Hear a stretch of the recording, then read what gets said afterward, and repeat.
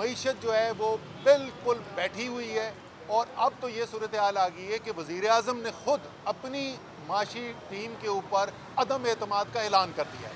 وہ کیسے کیا ہے جی؟ 3.5 سال وزیر اعظم بننے کے بعد شہباز شریف صاحب نے کہا ہے کہ ایک 8 کمیٹیاں بنائی جائیں گی، اور وہ کمیٹیاں کیا کریں گی؟ وہ کمیٹیاں یہ بتائیں گی کہ معیشت کو کیسے بہتر کیا جا سکے۔ اور اللہ کے بندے، 3.5 سال گزرنے کے بعد اگر آپ کو کمیٹیاں بنا کے نجی شعبے سے پوچھنا پڑ رہا ہے کہ معیشت کو کیا کرنا، تو یہ تو اعتراف جرم ہے نا کہ ہم نے 3.5 سال برباد کر دی۔ ایک ترمیم عوام کے لیے بھی ہوگی۔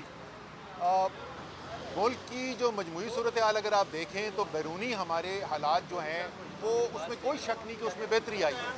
مئی میں جس طریقے سے ہم نے بھارت کو ایک تگڑا جواب دیا، ساری دنیا نے اس کو مانا، امریکی کانگریس کے اندر بھی رپورٹ اب آ گئی ہے کہ پاکستان وہ جیتا، وہ مارکا جو ہے، مارکا حق جو ہے ان نے جیتا تھا۔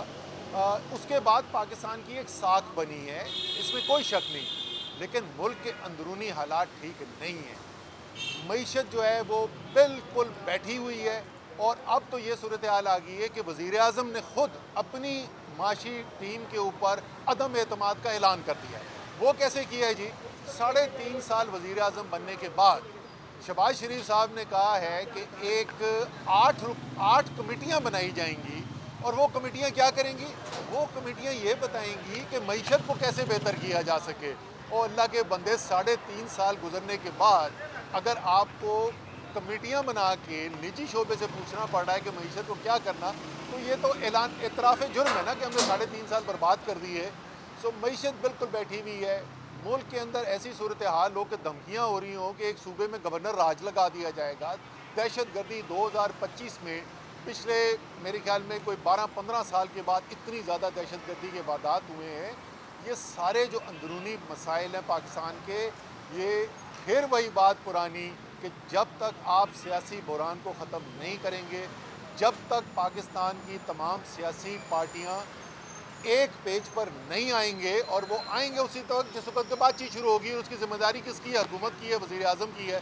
ورنہ ایسی صورتحال چلتی رہے گی، کوئی ایک طرف سے دھمکیاں دے گا، کوئی دوسری طرف سے دھمکیاں دے گا۔ یہ ملک کو کہیں لے جانے والی چیز نہیں۔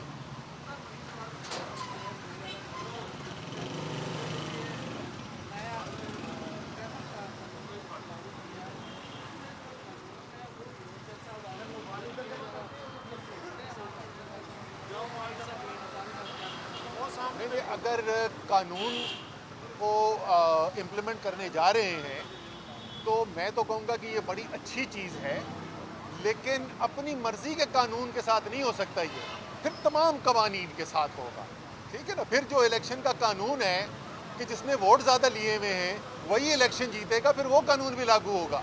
پھر یہ نہیں ہو سکتا کہ فارم 47 کے اوپر آپ حکومت بنائیں اور اس حکومت سے عوام کے اوپر بیچارہ جو موٹر سائیکل پہ جا رہا ہے، جس کا آپ کو پتہ ہے کہ پچھلے اس سال کے پہلے 9 مہینے میں پیٹرول ڈیزل کے اوپر 1000 ارب سے زیادہ ٹیکس اکٹھا کیا ہے۔ 1000 ارب سے زیادہ۔ وہ موٹر سائیکل والا جو جا رہا ہے اس کو چلان تو آپ ٹھوک رہے ہیں، لیکن جو طاقتور ہے اس کے اوپر قانون کون اطلاق کرے گا؟